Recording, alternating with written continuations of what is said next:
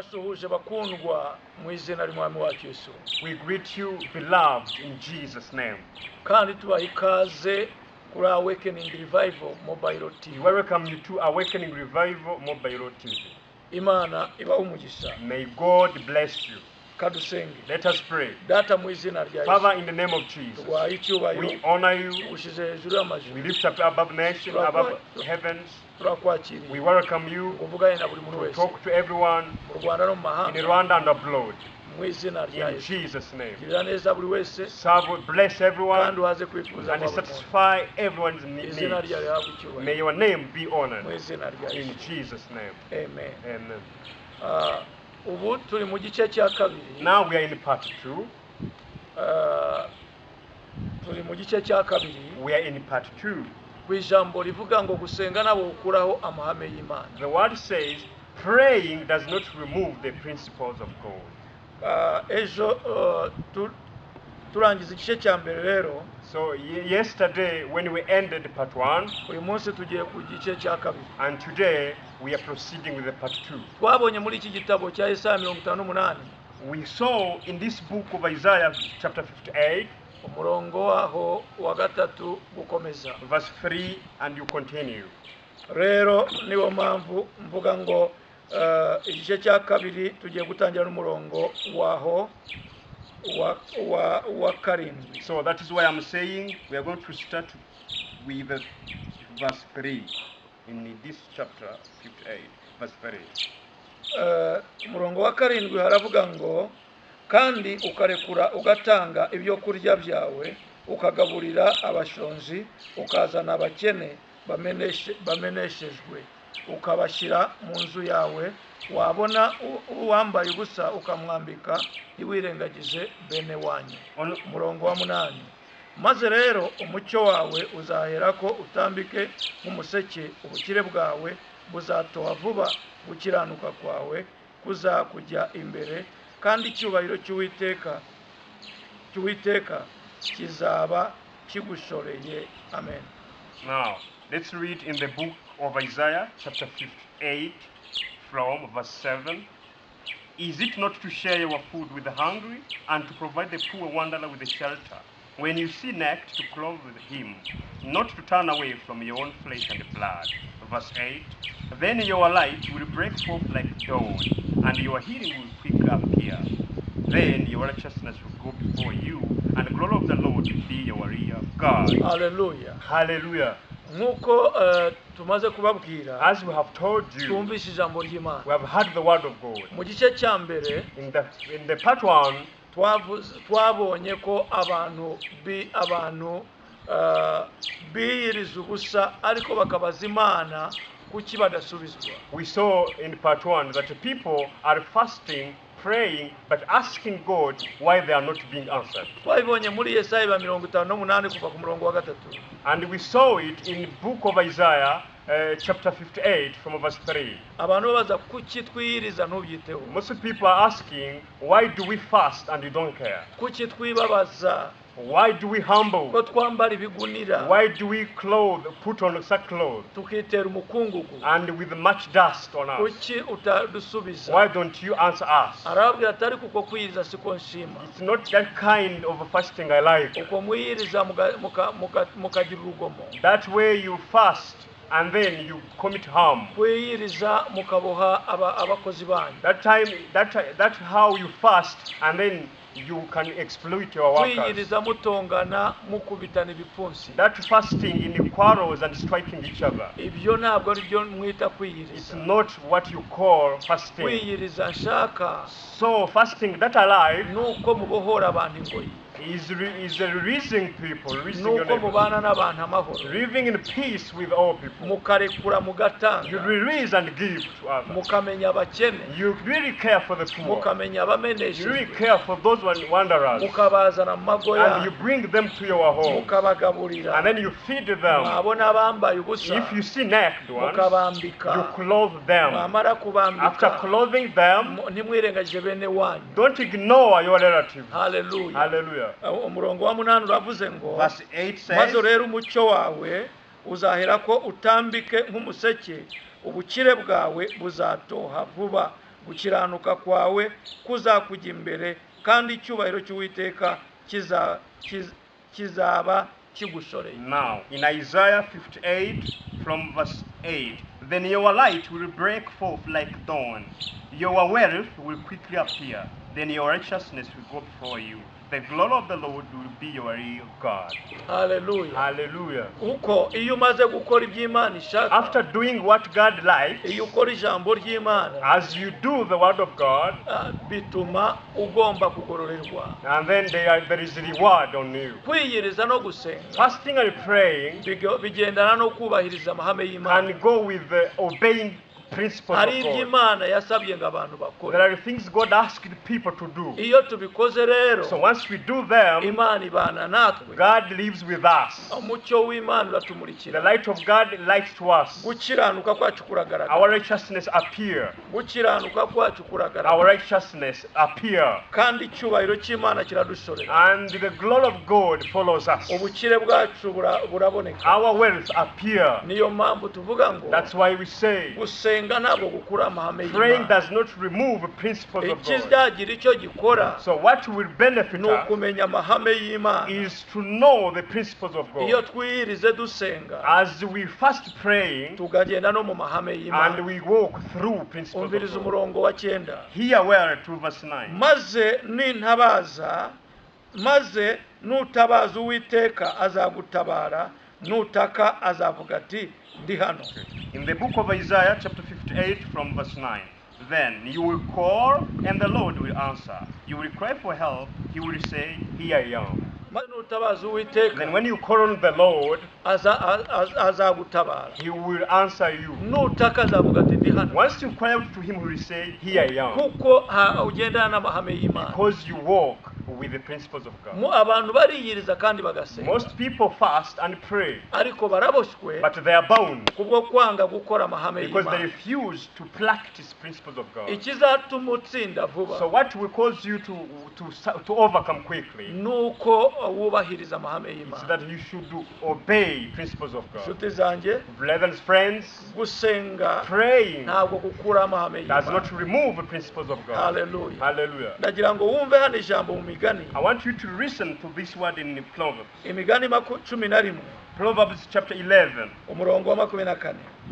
from verse 24. Haravuga ngo hari umuntu utanga kwiragiza nyamara akarushaho kunguka, kandi hari uwimana birenze urugero ariko we bizamutera ubukene gusa. Mu Migani ibice 11 The book of Proverbs chapter 11 umurongo wa 24 on verse 24. haratubwiye ngo hari umuntu utanga kwiragiza Bible says, one man gives freely, nyamara bimutera kunguka, yet he gains even more. ariko hari uwimana birenze urugero And another one withholds unduly, ngo uwo bizamutera ubukene gusa. but it comes to poverty. Hari abantu bavuga ngo ntabwo tuzigera There dutanga, are people who say we never give, ariko twebwe tuzasenga. but we will pray. Ariko niba hari iri ni ihame ry'Imana, And this is a principle of God. ravuga ngo hari umuntu utanga kwiragiza. It says one man gives freely, Utanga kwiragiza and that rero one who gives freely, bimutera kunguka, it causes him to gain more. kuko abantu baramusengera, Because people pray for him, kuko abantu baramwishimira. because people enjoy for him. Niba arimo gutanga, As he gives, abahaye baramusengera. those people he give, they pray for Imana him. yishimira ya mitima inezerewe. So God rejoices those hearts which are free. Wowe noneho ukavuga ngo And then you say, jyewe I sinzatanga, will not give. jyewe ngiye gusenga I'm going to pray. kandi ngiye And kwiyiriza. I'm going to fast. Uko kwiyiriza no gusenga, That fasting and praying, wirengagije iri hame,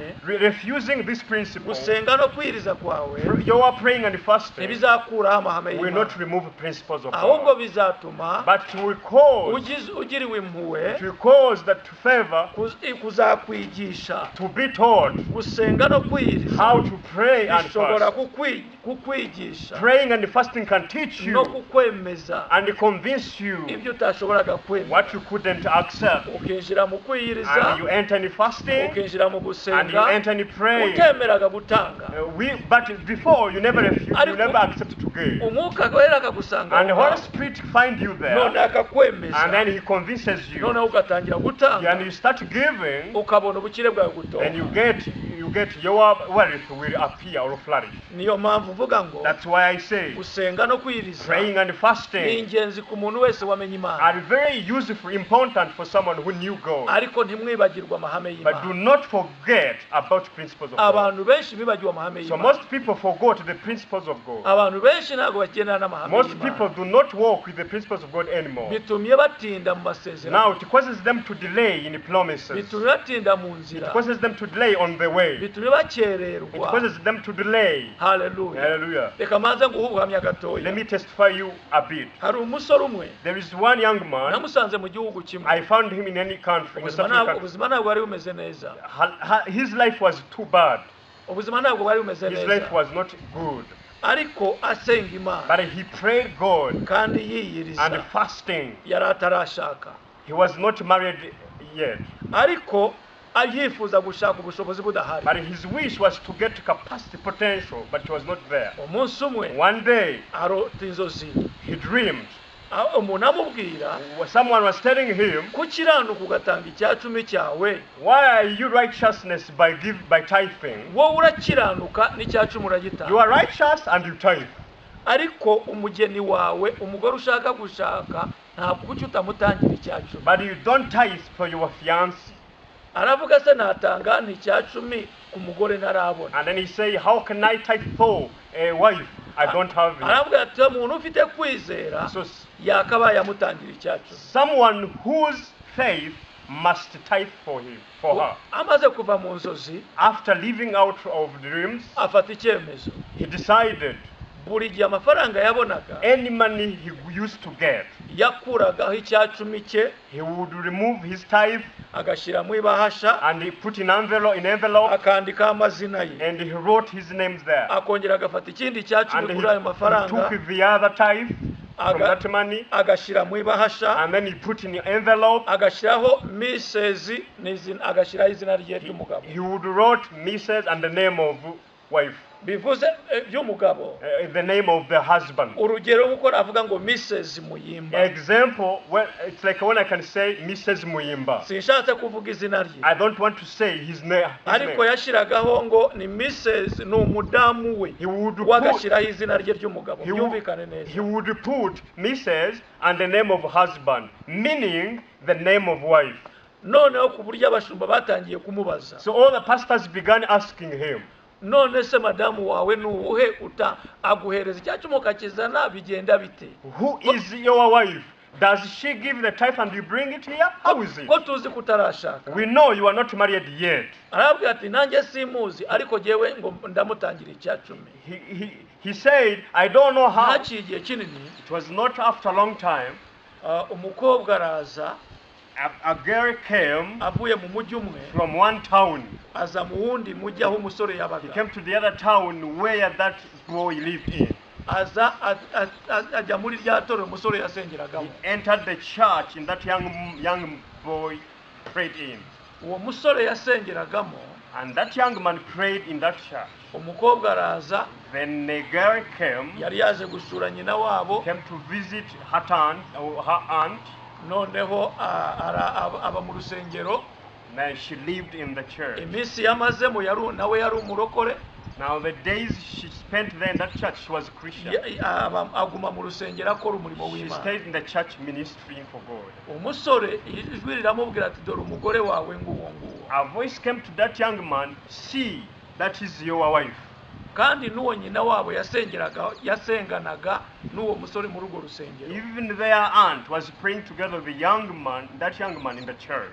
noneho umusore avugana n'umukobwa That young man spoke to a girl. umukobwa aremera kumubera fiyanse cyangwa umugore A girl accepted to become his wife. aho umukobwa abibwira nyina wabo yaje gusura A girl started telling a story to her aunt. She came to visit. aranezerwa anti we Even her aunt was happy. ati uwo musore ndamuzi afite ubuhamya n'umwana I mwiza really know that young man. He has testimony, even his good son. noneho umukobwa asubirayo And then that girl came back. asubirayo abibwira ababyeyi be He went back and told it to her parents. ababyeyi bamubwiye ngo baramubwira ngo nubwo umusore adafite neza amafaranga His parents said to her, even though that young man does not have money, turaza kubakorera ubukwe we will organize a wedding for you. ubukwe bw'uwo musore bwari ubukwe A butangaje wedding of that young man was amazing. ijambo ry'Imana So the word of God ntabwo ari ryiza ko turisiga is not good to read it. ahubwo dukwiriye gusenga twongeye ijambo It's ry'Imana better to pray by adding the word of God. gusenga ntabwo bikura amahame Praying y'Imana does not remove principles of God. umviriza mu migani 11:25 Listen well to Proverbs chapter 11, chapter verse 1, 21. umviriza imigani 11 umurongo wa 25 Hear very well in Proverbs chapter 11, verse 25. 25 haravuga ngo umunyabuntu azabyibuha kandi uvomera abandi nawe azavomerwa. Now, in Proverbs 11:25, a generous man will prosper.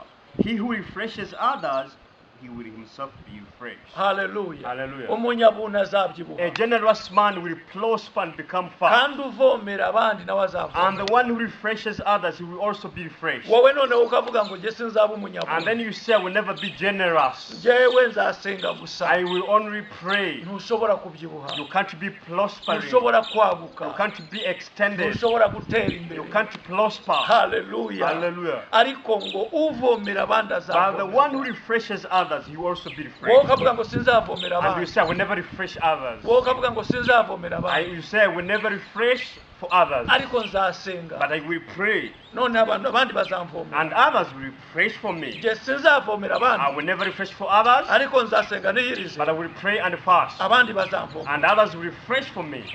uzatinda mu cyumba You cy'amasengesho will delay in the room, in prayer room. uzatinda ku musozi You will usenga delay on the mountain praying. kuko ijambo hamara avuga Because the principles say, awuvomera abandi nawe the azavomera. one who refreshes for others will also be refreshed. gusenga ntabwo bikura amahame y'Imana. Praying does not remove the principles of God. Hallelujah. Hallelujah. gusenga ntabwo bikura amahame Praying y'Imana. does not remove the principles of God. Hallelujah. Hallelujah. umvirizi wa 26 Here we're to verse 26. uwimana amasaka azavumwa na rubanda ariko umugisha uzaba kuyabagurira.